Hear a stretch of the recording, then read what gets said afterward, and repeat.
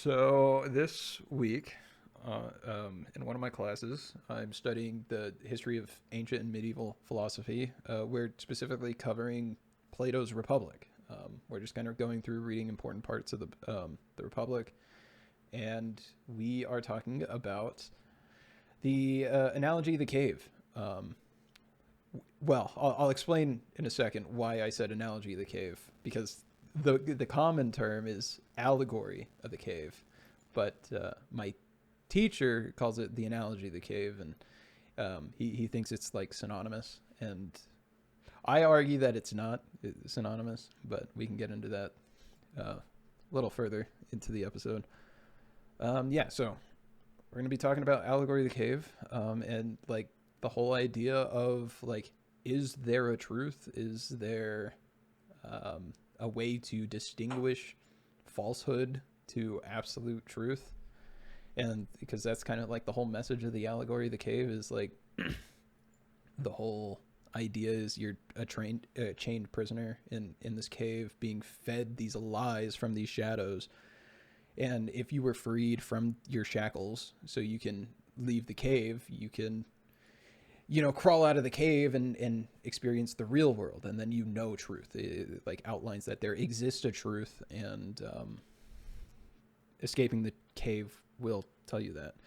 And the Plato goes more into it about how like, oh, if the prisoner actually went back into the cave, he would be killed by the other prisoners, or the other prisoners would want to kill him because they're like he's feeding falsehoods and whatnot. Um, there's there's applications to that can be like, if you overlay that with Christianity, it's like, whoa, that's kind of crazy.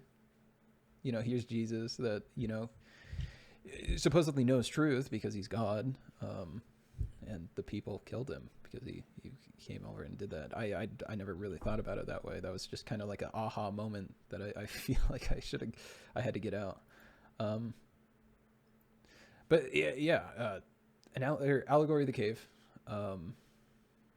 I guess to set it up, I'll read the direct quote from the book, for anybody that doesn't know what it is.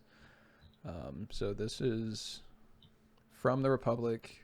In my translation, it's page 186 to 187.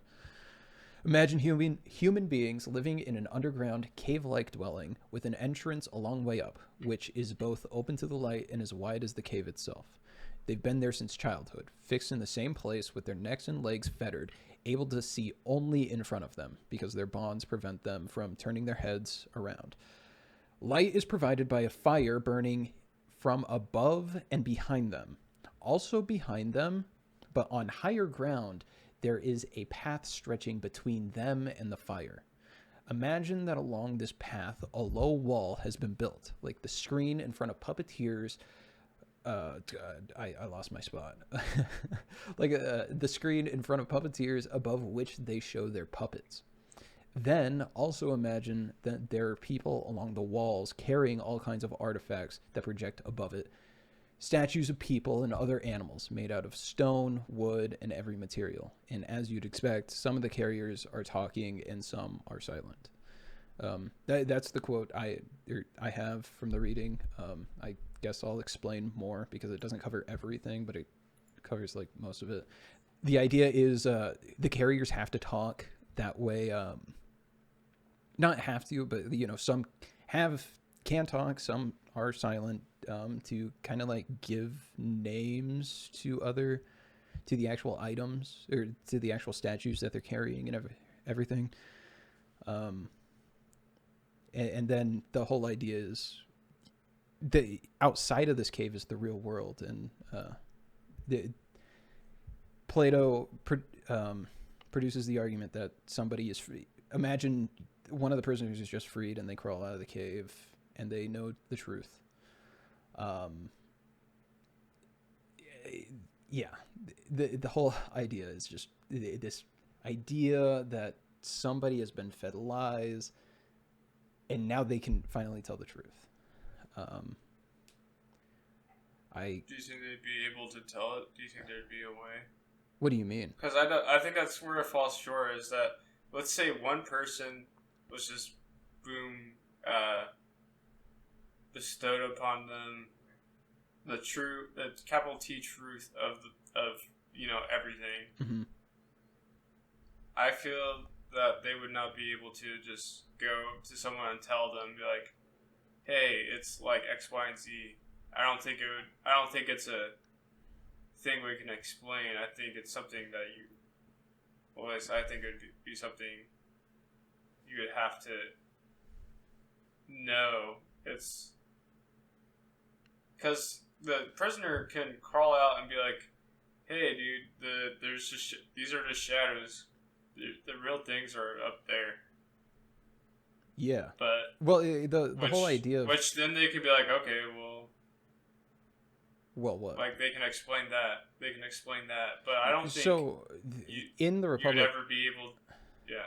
In the Republic, he actually does explain this. He talks about when the prisoner is freed, goes up to the surface, he immediately wants to go down and tell his other prisoners that, hey, these are shadows on the wall. That there's a real world out there, and he highlighted that the prisoners who have known literally nothing else, they don't even understand that they're really in a cave or anything. This is all they know. That when they're told that what all they've ever known is a falsehood, they would be angry and want to kill the person that's saying, hey, these are shadows on the wall. That's why I kind of brought up the point with Christianity and Jesus. And yeah, I guess to comment on your point that I think you were trying to get across is you can develop the idea of shadows on the wall, but it's if you get out of the cave, it's oh my god, what if this is another cave, right? I think that's kind of the direction you were headed. Am I wrong? Yeah, well, I just don't think it's something you have to see for yourself. It's not something you could explain. Yeah. Because yes, we can explain is hey, what we see is not real. Mm-hmm. This isn't we have our perspective. We don't understand the fabric of reality. Mm-hmm. Yeah, that's pretty easy to do. We can accept that. But we're still even though we can explain that, we're still the prisoners looking at the shadows in a sense. So are you saying even no matter what, even if we're told that there is a truth, there is whatever, if we can't be freed, there's no way of knowing it, it's you have to see it for yourself kind of thing? Yeah. Okay. Yeah. You have to see it for yourself. I agree. And Plato justifies this when he's talking about the Callipolis, or the essentially the best city, the city that is ran by the philosopher king, an aristocracy, right? Where the philosopher king knows the truth and is guiding the beings, the other citizens that are in an aristocracy fit to their perfect occupation. It's a very utopian idea. That since the philosopher knows the truth, everybody trusts him, because nobody else can know the truth. Only the philosopher can know the truth. So I think that touches on what you were trying to get at. Is yeah, we're all prisoners. We're all prisoners chained to this wall, watching the cave, watching the shadows. How does he justify the philosopher king knowing? Is the philosopher king a maxim, it's an idea, or is that something that he really believes that exists? So he explained what the philosopher king is, and that's kind of the whole idea of the Republic is to build up this perfect city, the Callipolis.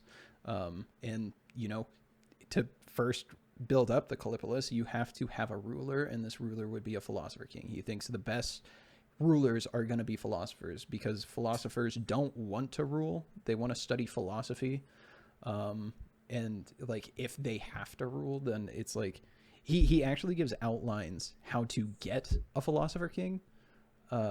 It's like they have to study music and poetry from the early ages up until like 8, and then they have to go to like war camp where they learn to be a soldier and like fight battles and stuff, and like all the while studying philosophy and whatnot, and then they have to learn mathematics and the sciences for the time that is.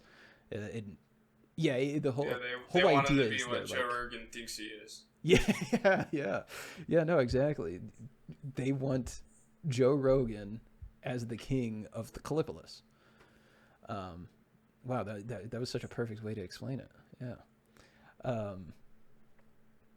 Yeah.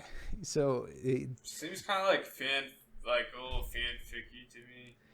it kind of is. Yeah. He's like, like it would be really cool if there's this guy knew all this shit and stuff, and he goes to war camp and shit. Yeah. That'd be very cool. Well, so the justification for that is like, Plato and Socrates alike are living in Athens, right? And just 70 miles away, here's Sparta, this war city that is, very honor driven and is like a very, it's a thriving city for the time, I believe, and they're just kind of, Plato kind of idolizes these guys. They're like, oh my god, these guys are so cool. They're driven by honor, not fucking wealth and the appetite of wealth and the sort of like consuming nature that comes with just the market of trade. And so it kind of is a fan fiction between like Plato idolizing Socrates, this uber philosopher that somehow has a way to refute every single thing somebody has to say, and this honorable city that is, going to war with people and just kind of, I don't know how to explain it. So it's like a fan fiction. If Socrates and Sparta just had like a love child, and that would be the philosopher king.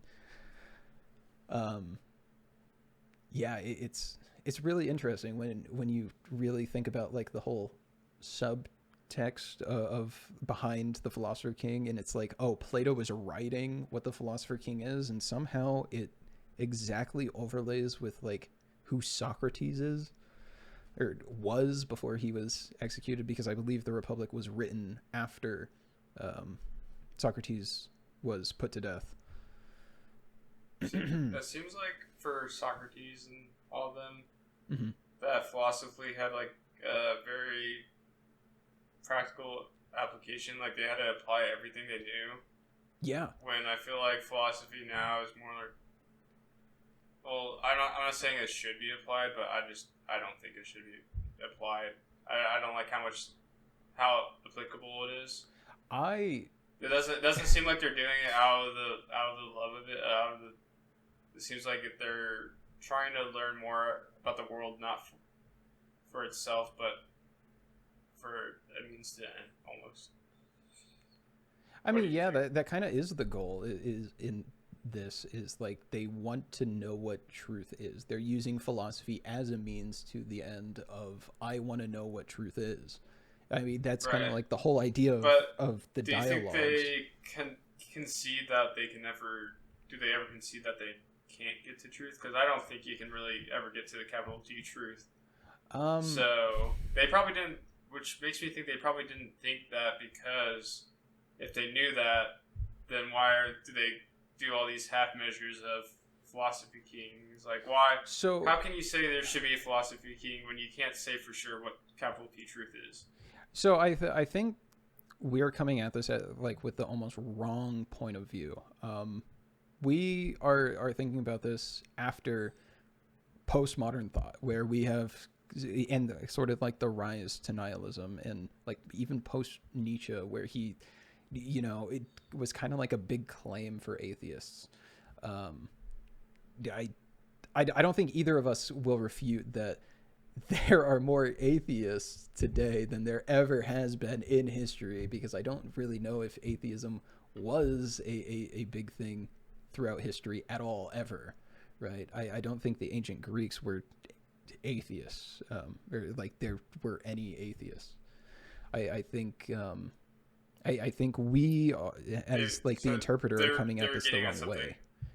Yeah, I think they were working towards an end, like capital T truth, because they Which believed like, in a god, in gods, makes, a pantheon of gods. yeah, because that's something that's universal to all people, is that they believe in something outside of themselves. Right, and so like the establishing a god kind of takes out that first, the unmoved mover argument, where it's like, you everything can be contingent on it. So like relating this back to the allegory of the cave is like, without the idea of God and God being the statue carriers,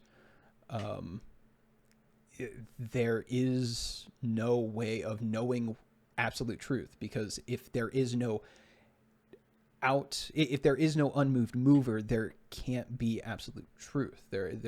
It's like, no matter what, you're always going to be stuck in the cave. You're going to be, and even if you're freed from the cave and you crawl out, it's possible that that's another cave. And that's like the idea is like, you can't know truth, but since the Greeks believe in God, they are working towards a truth. So there is an end. And philosophy is the logic means. always pointed to that, like, God doesn't exist because you can't just say it is, because there's nothing that doesn't prove it, nothing that does prove it. So using logic and God is like really, really complicated, because logic would also prove that you can't get something out of nothing. You can't get life. If there is no life anywhere, you can't get life. Life can multiply from itself, but it's hard to say like how the primordial soup came to be, if that whole thing is true. I don't know.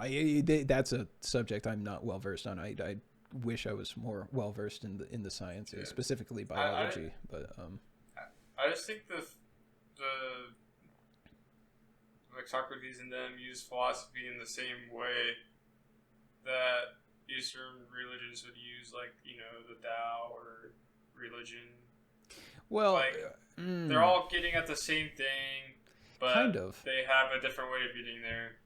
It's like, for the Tao, it's kind of more vibey. It's like, this is the vibe I get. Yeah, let's go do mushrooms in the woods, sort of stuff. Yeah. Sort of like, it just is, which I feel like is a good, fine explanation in itself. But with Socrates and them, it's more they need proofs. They need proofs of it. Yeah, they try to get at, and they're kind of trying to arrive at that, something that all societies have felt up until this point exists. Yeah, they're trying to get to it. They're working backwards in a way. Kind of, yeah. And I think that's why they can say the allegory, because if they really believe in the allegory of the cave, then they know that their allegory is just an allegory for an allegory of an allegory where you're never going to. Right, it's just recursive. It kind of just keeps going in on itself. And I don't know. I guess first point is like there's a pretty big distinction between Eastern philosophies and like the ancient Greek gods, or like Eastern theologies, I should say. Like Taoism, Buddhism, Hinduism, they're all like, so Hinduism is kind of, it's believed to be polytheistic, but the whole idea is like based in Brahman, and so like even the Tao and Buddhism are based not on Brahman. I can't say for an absolute fact if they're based on Brahman, but they're based on the idea of the universe as a being, in that being is God, and we are just a part of that being, versus Greek, like kind of all is one. Yeah, all is one, exactly. That's like the underlying idea behind Eastern religions, while the ancient Greek polytheistic religion is kind of like the idea of like, oh, we're on this world, there's the gods, these actual physical beings that are that created the world and whatnot. And that's a really shitty explanation, because like Hinduism has, you know, Brahma, Shiva, and Vishnu, and so like there are overlap, but it's like the central idea is Eastern philosophy has this like universe as a being, we're all in one, like, and then the Western philosophy is like God created the world, gods created the world and whatnot. They're like kind of separate from the world. And so like if they're separate from the world, there can exist absolute truth. So like the whole like idea of recursive knowledge isn't possible, because there is a way to escape if you establish that God exists. It's like this powerful being, or they are these powerful beings that can establish truth, like specifically Athens. It's kind of like a failsafe. Yeah, kind of.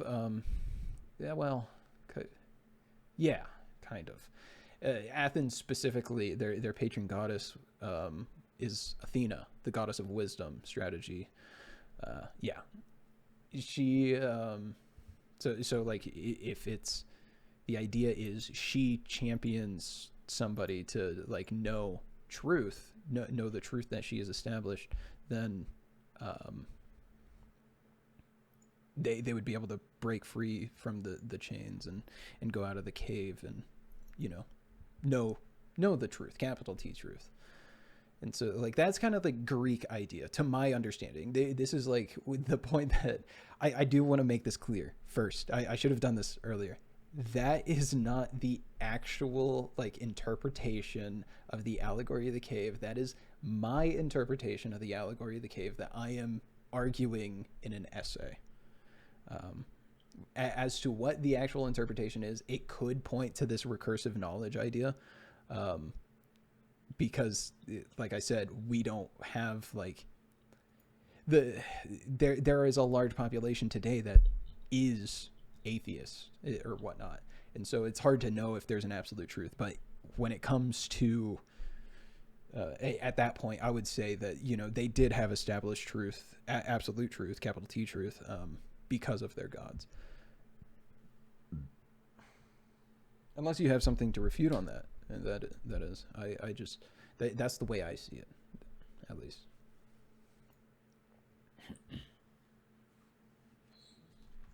I mean, like just one more time for clarification. Yeah. I guess. So the ancient Greeks believed in these all-powerful gods. Because they are all-powerful gods that are not tied to the world, they can just kind of do what they want. They can, Athena, this is an assumption, I don't know if it would be Zeus that establishes the truth or whatnot. I'm just going to say Athena because she's the goddess of wisdom, and for the sake of the conversation, I think it'll make the most sense if I isolate it to her. Athena establishes absolute truth. Because she has established absolute truth and isn't tied to the contingent world that is, you know, us, like she doesn't need a reason to exist. She just exists. There is no cause to her. Since she can establish absolute truth, she can, it is possible for the philosophers to reason to absolute truth. Does that make sense? Yeah. Even though that's not true. Yeah. I'd agree. What do you mean? That like, I mean, just giving the benefit of the doubt that she is true, then there's a way to reason to it. Yeah, the idea is that which like, is sort of the working backwards thing. what do you mean? They're almost starting with, yeah, well, like, of course she's real, and then Mhm. finding why she is. Where Yeah. it could be the same for other religions, where it's like, you know, it's like, of course he's real. It's like, it's in this book. We wrote this book about him. Hmm. I mean, yeah. So this is like the central idea of like postmodern thought is like instead of the Greek gods in this case, it is the Christian God, and that is like postmodern thought. It was kind of like the idea that like we are under the assumption that God exists. Like we built our foundation on God existing. So like kind of to your point, it kind of was like working backwards, finding reasoning to justify God was sort of working in the wrong direction, I guess, because yeah. But yeah, that's the central idea. In my mind, at least, this is what Plato had in mind when writing the Allegory of the Cave. But yeah, like to what you said, there's the whole idea behind like recursive knowledge, outside of the godly aspect. Another facet. What else in the essay are you trying to prove? That's really the only thing. We can talk about like who the statue carriers are, because like the whole thing with the essay is like everything in the Allegory of the Cave is like kind of explained, except for who the statue carriers are. And so I'm arguing that the statue carriers are Athena, or the Greek gods, that is, specifically. What So, I want to say why I think that is. I think it's because I'd agree, but I could imagine maybe you have a different reason. But I think it's because it's the senses. Like maybe the statue carriers represent our senses, and I think I could imagine that during that time they attributed senses to certain gods. Are you kind of leaning on the idea that book you mentioned to me? The bicamerial mind. Yeah. Yeah. Yeah. Yeah. Bit. I mean, I don't know enough about it to. Yeah, well, you know more than me. All I read was the Wikipedia page. I can't say much about. Basically, when they were having thoughts, they weren't having their own thoughts. They were thinking in terms of outside of themselves through gods. Yeah, which is kind of hard to think. It's just kind of hard to wrap my brain around.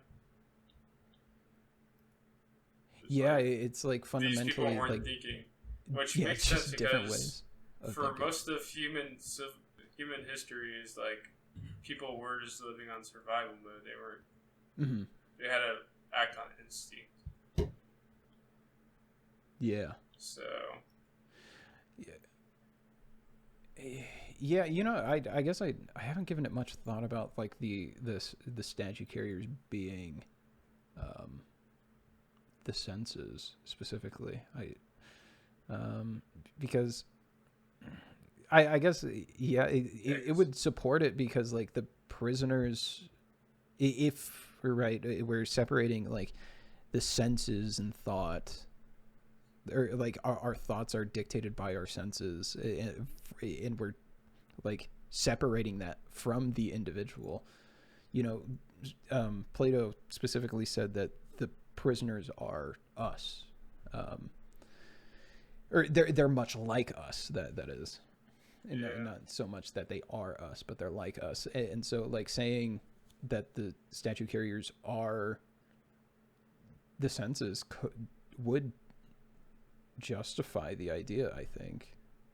But also, it kind of like if we're leaning more on the idea of the is it bicameral? I want to say bicameral.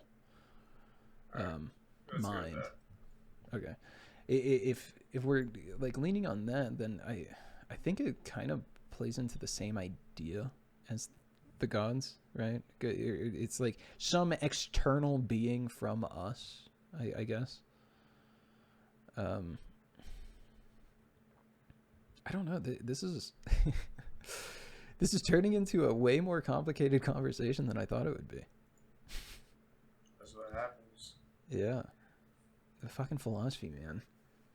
Why did I choose this to be my field of study? Yeah. Well, So I think it's just wait, what?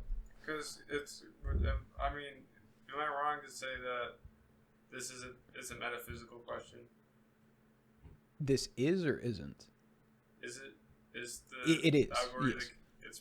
The whole idea of the allegory of the cave is it's to prove his metaphysical idea of the world of forms.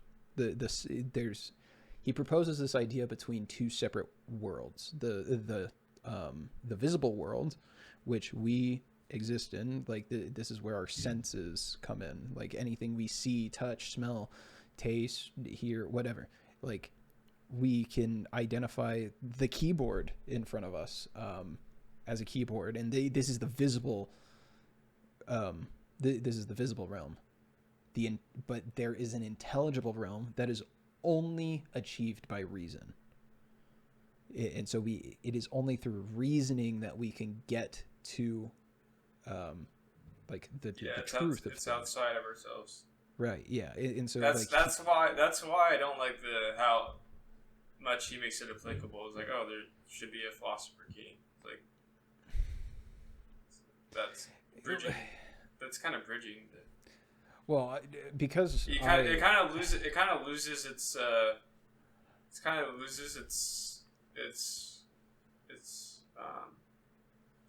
sanctity. I feel like because I feel like these thoughts should exist in reason, and they're not always going to necessarily directly input into the real world.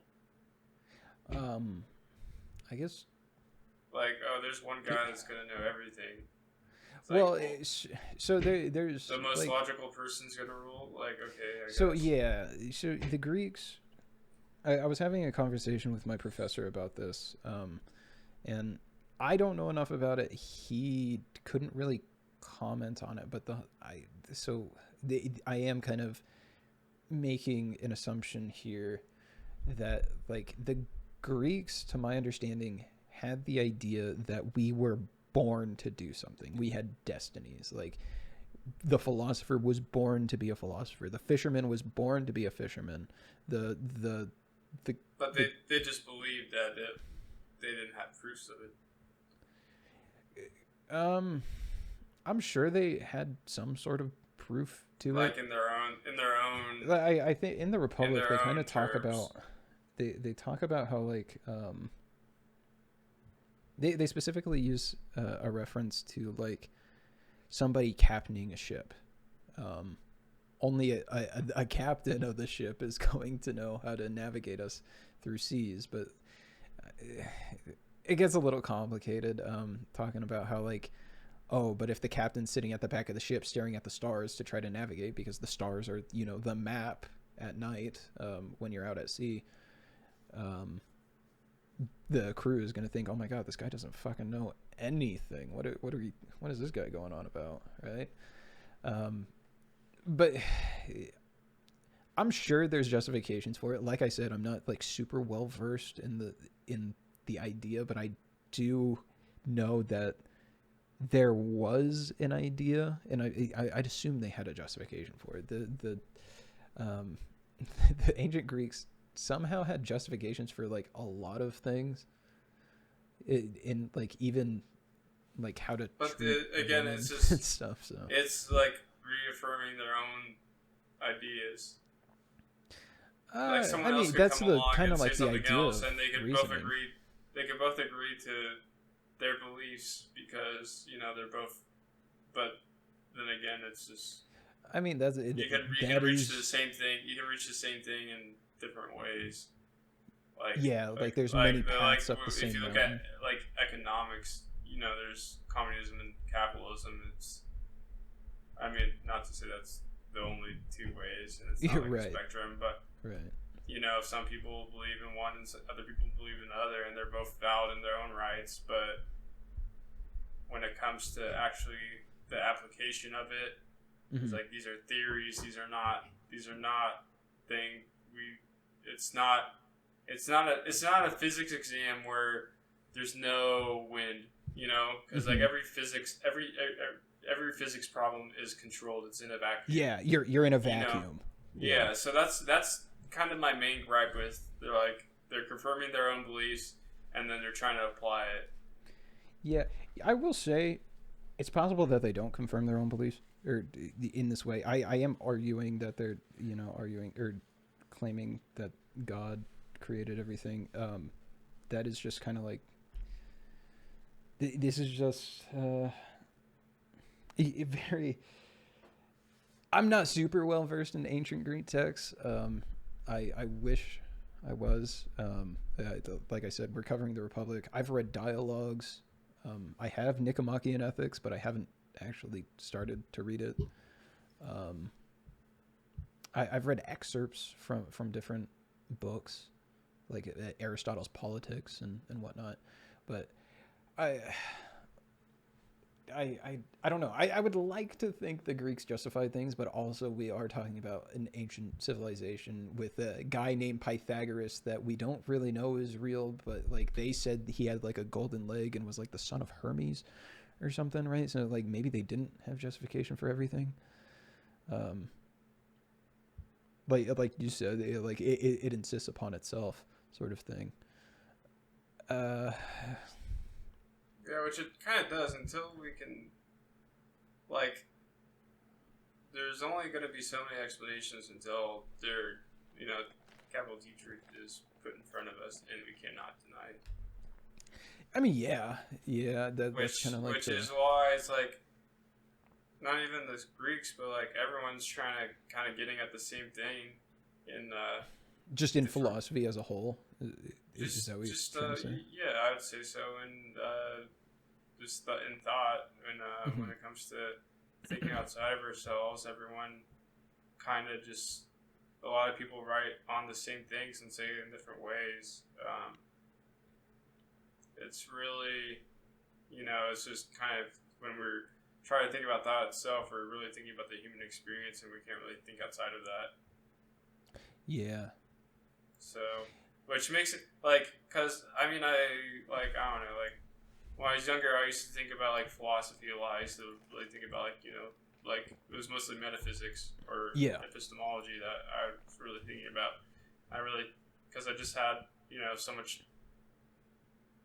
Too many questions and not enough answers. It seemed like it, and nobody knew anything. It seems like I had to extrapolate and zoom out more and more and more and more. It's like, okay, well, I can't zoom out anymore. So I feel like that explains. That's why we because personally, what I got to is that and this is strictly through our perception, is that what it boils down to is it's truths and falses. There is and there isn't. There's light and dark. Like very binary, 1 and 0. That's because if enough binary things equals, like a computer, literally enough binary things creates the Discord fault that we're in. Enough binary things in real life creates, color, words, smell. So you think you don't necessarily think that there is an objective truth, but you think that if there is, the only way through it is by brute force, through reasoning, right? Well, yeah, as long as we're human, then that's the only way to do it, but we can't. I feel like there's fundamentally a wall there. What? And no matter as close as you get, I think it's not even like a wall. I think it's more like a sphere. The center of the sphere is capital T truth, and then we're hovering around it. It's like if you look at it a different way, you're looking at it a different way. You're not getting any closer. That's how far removed it is. Is that no matter where you could. So do you think there's no way to even understand if there's no way to even see absolute truth? It just doesn't exist. As long as Or not that it as doesn't long exist, but we can't know it. we can't know it, I'd say, and maybe there's no. I don't think there's absolute truth, but there are truths. There are things that we can prove, and even that's through a system of logic. And you can even go as far as to say like logic's only true because it's not disproven. Mm-hmm. I kind of want to pivot here because I think what you just said heavily like doesn't reinforce, but it is kind of similar to what Thomas Aquinas said when it comes to natural law theory. So Thomas Aquinas, he had these 4 laws. I can't remember them off the top of my head. Essentially, one is like one that we create to help us live, and then one is like one that God tells us, and then it's like God creates.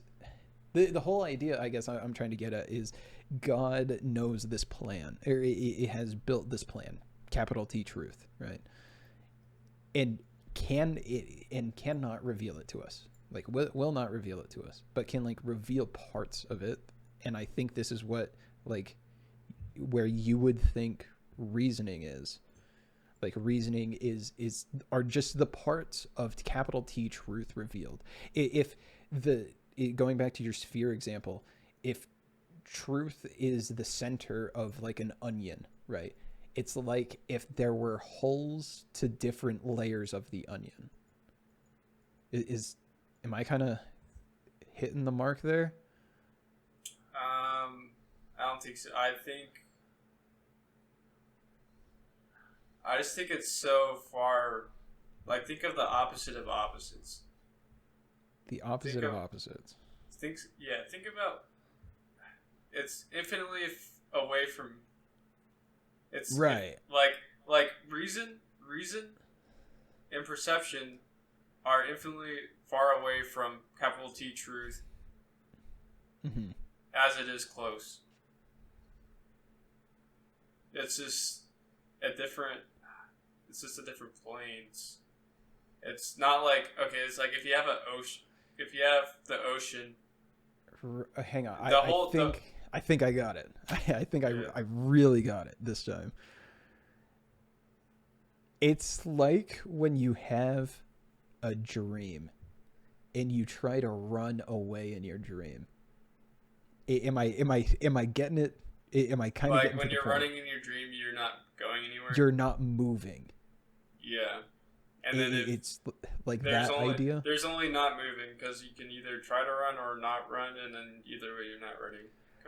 I could see that.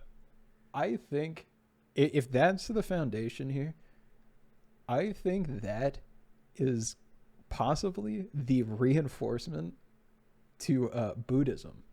Funny enough, I believe. Not well versed in Buddhism. I know a little bit. I took a world religions class where we talked about a whole bunch of different religions. I had to read some stuff on Buddhism, and I was like, okay, the running away in Buddhism would be like desire, I guess. Right. Going off the path.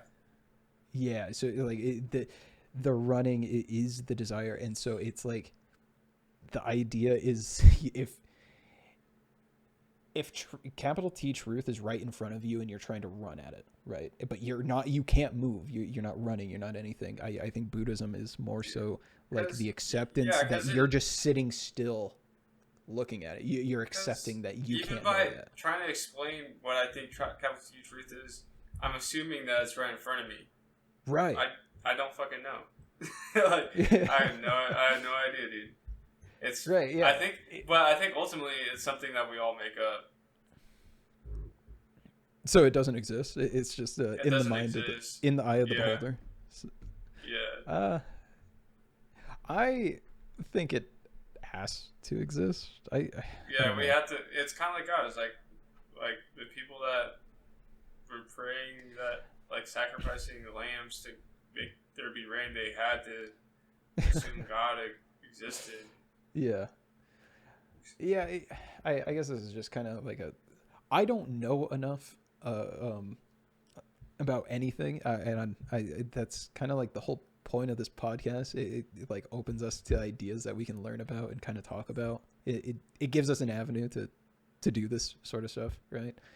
And like I read a quote from Albert Einstein, and can't remember it off the top of my head, but it went something along the lines of, Einstein said, as he learned more, it reinforced his idea of God.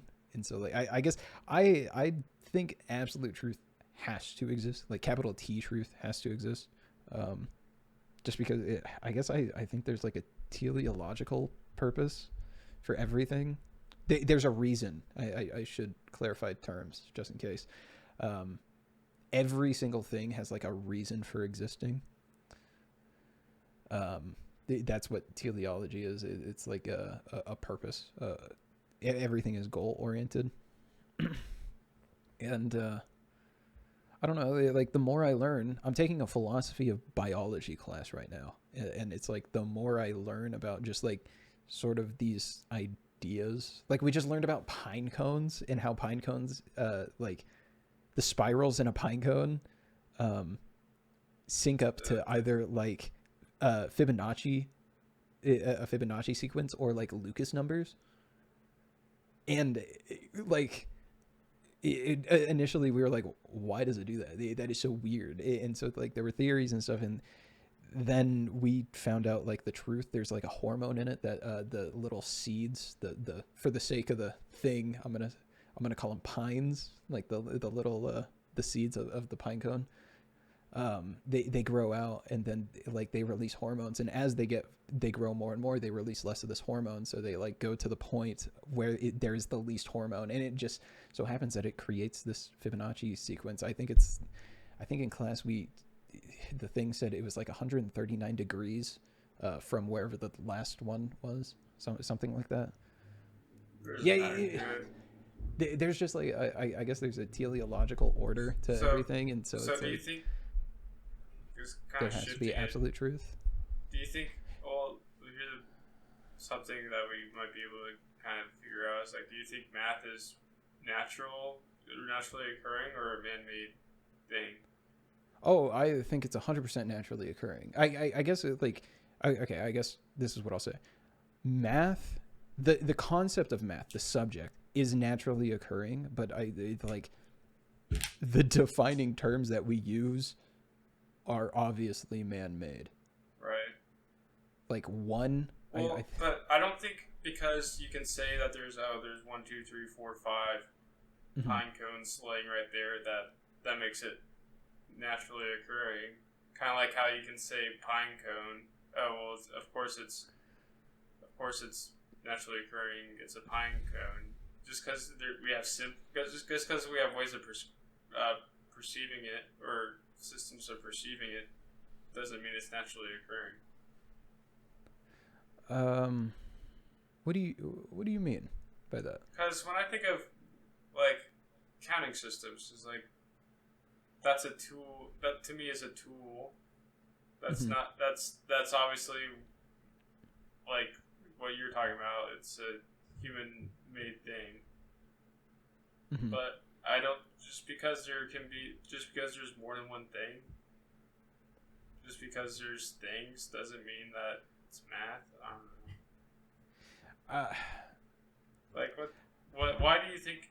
Why do you personally think that math is naturally occurring? I think math is naturally occurring because I guess it's the view I hold about math and science. I kind of like lump them into the same thing because they're close to the same thing. I mean, physics is just like applying math to the real world. I view it as kind of just like discovering the natural world. Like we're not inventing. When Newton like created his formulas to find or to solve calculus, right? I don't think he created the math. Like, man, this is the math to observe the curve existed. He just discovered it. I think that is what I'm trying to say. It is like we are just discovering the natural occurring things. The same way, like if I walk out in the wilderness and it started with arithmetic, and from there we can get calculus. It doesn't matter if it's a base 10 system, if it's a base 12 system, if it's a base 4 system. You can still get to calculus and stuff. Math always has an answer. Yeah. But I think that kind of insists upon itself a little bit. How so? Just because it can explain why it exists by itself doesn't make it natural. Just because it can... I'm confused on what you mean. I don't know. So, just because math exists doesn't mean... It can explain itself in a sense. There's always an answer. There's always an answer in math. And there's still equations we don't understand. We don't know the answer to. Right. Yeah. But just because it can always explain itself I don't think that necessarily equates that you can find it in the real world. Man, I am having such a hard time. Okay, because understanding what you're trying to say. Okay, like Newton. Were you talking about Newton? Or Isaac Newton. With the gravity, he what is it? When the apple fell on his fucking head, gravity. Yeah. The laws of is it the laws of physics or is it the laws of gravity? Because I know there's he created two of those, right? Am I crazy? I don't. Here. I just see math as a language. Yeah, the laws of physics are fundamental principles. Math is a way of explaining naturally occurring things. Not necessarily. I mean, because gravity's actual occurring, and gravity is always going to be gravity. Mm-hmm. And just as I can say gravity is always going to be gravity, I can give you the equation to gravity, and it confirms it in the same way. I don't think the equation is what confirms it. I think that repeat testing and yeah. So I don't think the equation confirms it. The equation just gives us a way to replicate our findings. As does language. I think the fact that when I hold my phone up and I drop it, which I'm not going to do because I'm not about to break my phone. I think the fact that when I drop it, it points to the fact that there's gravity. I don't think the equation. Yeah. So we know gravity is naturally occurring. Yeah.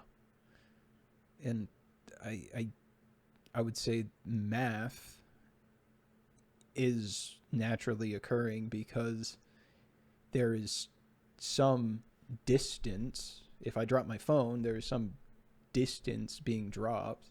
It is dropping. Some time being passed.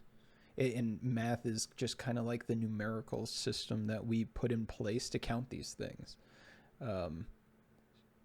Like I said, I think the concept of math exists outside of us, the observer.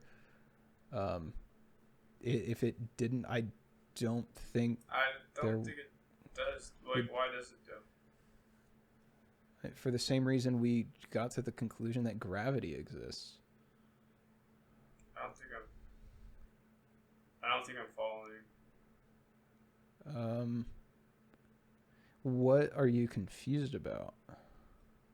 Math explains natural things as does language explains natural things.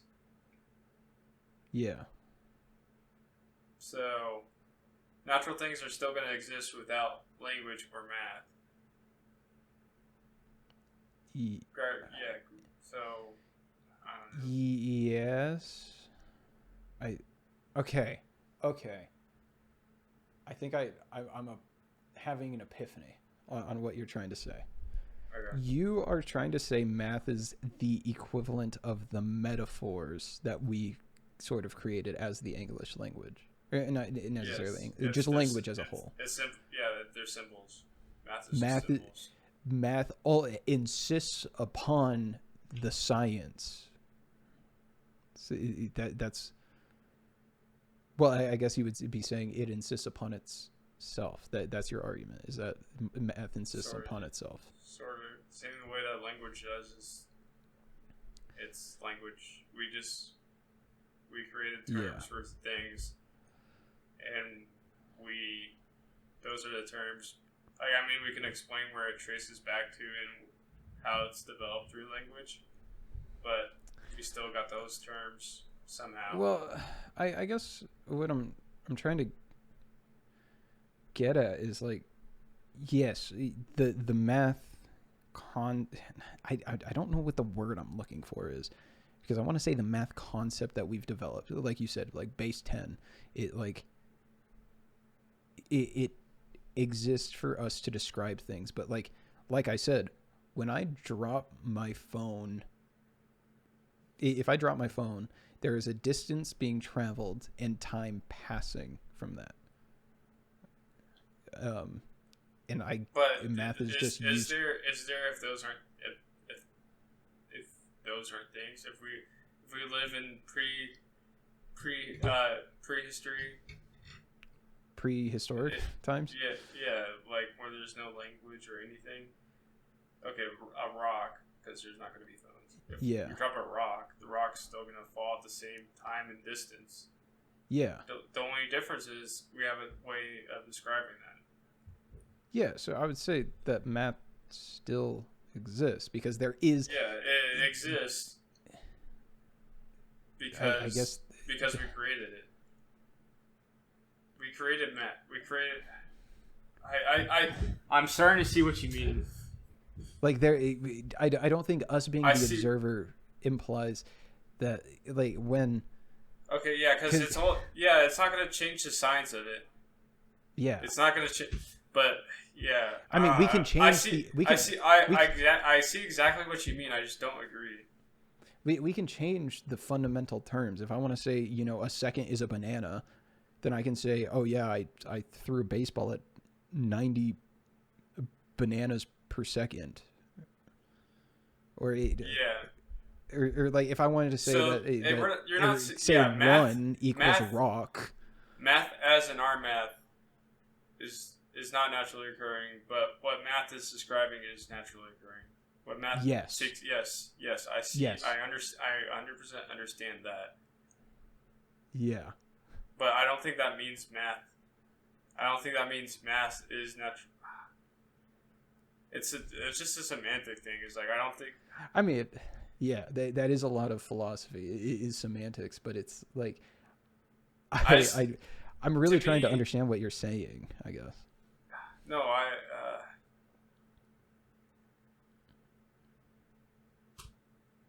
math is the math is naturally occurring because that's what we call it. If we called it fucking baseball, then baseball is naturally occurring. If we called it weeb wop, slurp door, it's still natural. It's still naturally occurring. Yeah.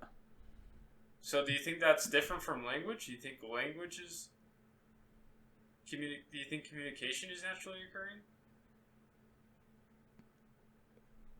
Okay.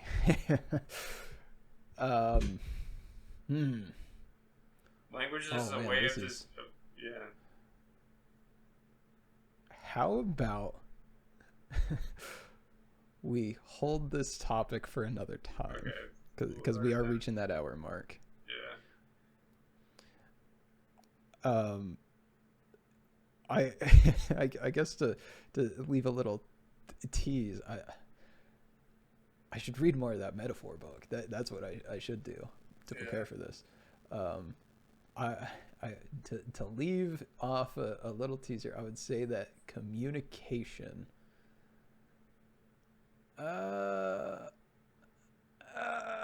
Jesus. Well, sure, why not? I'll see if I'll refute that claim or not later.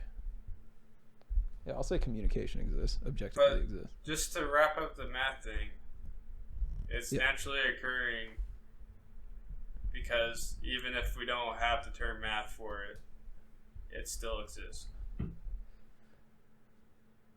Yes. Yes, that is. Where that is I was what coming would say. from it is that I don't think math is naturally occurring because I was thinking of the term math. Yeah. You were thinking of the term. I was thinking of the concept. I don't know. There's something I don't think I 100% agree on though. I don't know I think what. because it's so hard to define It is. Yeah. because it's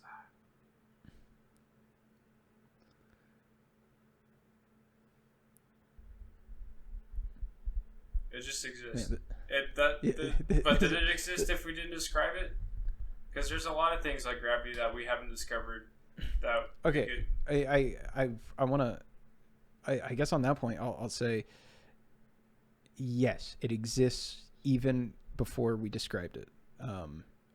because it's just That's like a law. very that's a very epistemic thing, because it's like, did gravity exist before we defined it, before Isaac Newton like laid out, or it would be even before Isaac Newton, like when the first man existed and it was like, oh my god, I'm falling to the ground, right? I can't like, when I jump I don't keep going, I'm just on the ground, right? Like that's kind of like a, And they could have observed that, but they didn't have a Right. system of describing the inner workings of it. right, yeah. I forgot what the actual thing I was addressing here was. What question did you pose to me? The one for next time, or No, the one you just know. I can't remember. no, I have to remember. I don't know, man. Naturally occurring things happen. I can't remember what we were just talking about. Oh, defining if does it exist Oh. before we define it? Because obviously it Yes. does, because it's a natural law. Yeah, like, But okay, it's this just is like a very until epistemic it's issue. yeah, until we define it. Like, it kind of goes to this idea of, if a tree falls in the woods but nobody's Does around to it? hear it, it doesn't make a sound. Yeah. Like, does the world need an observer? And I mean, this could also be a topic for another time. Like, there's a lot there when it comes to epistemology.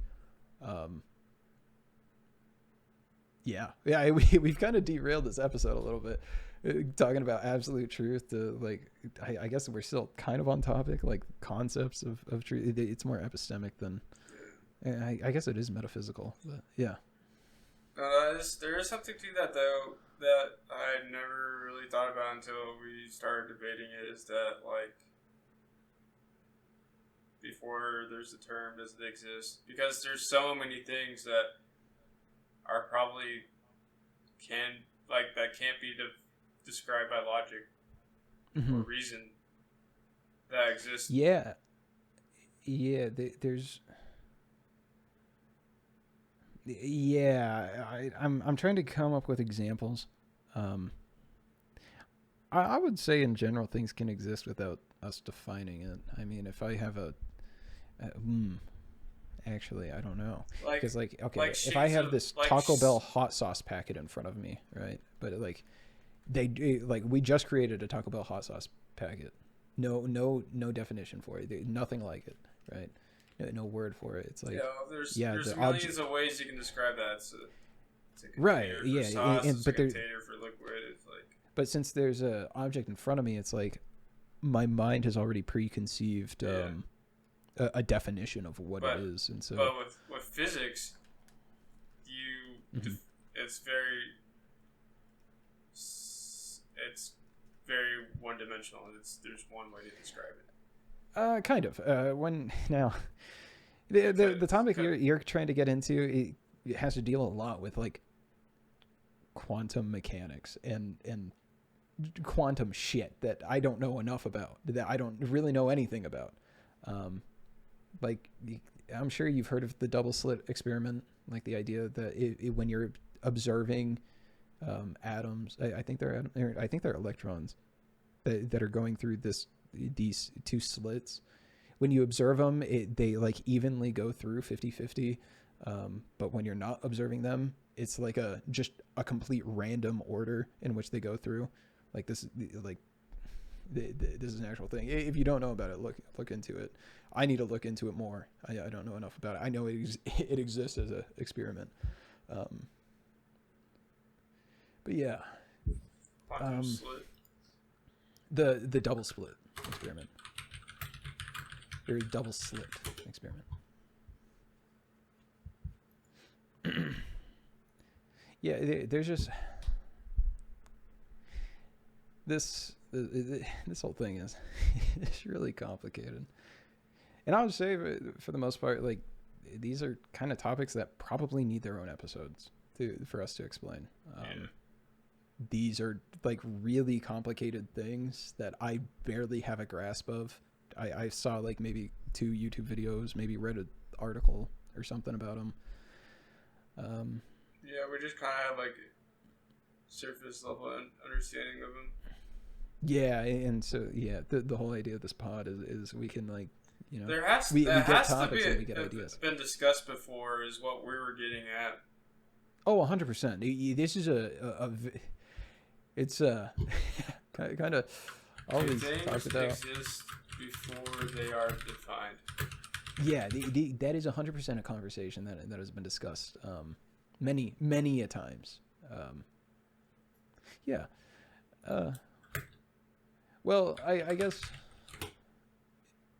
in this case, we're leaving like a lot of little teasers throughout these for like all of the stuff we're gonna talk about. Like and subscribe to. Yeah, so they can come back. Yeah. Yeah. So I guess we can just kind of end the science episode there. Reality doesn't exist until you measure it. Quantum parlor tricks confirmed. Yeah. Yeah, it's a little complicated. Nothing I can't figure out. Yeah, put Jack on the case. I'm Just sure let me, he'll I get can solved. probably figure out truth. Maybe I need to fucking start thinking in the intelligible realm. Yeah. I think maybe I'm stuck here in the visible realm. Yeah. I mean, you can kind of make up whatever the fuck you want once you start thinking outside of yourself.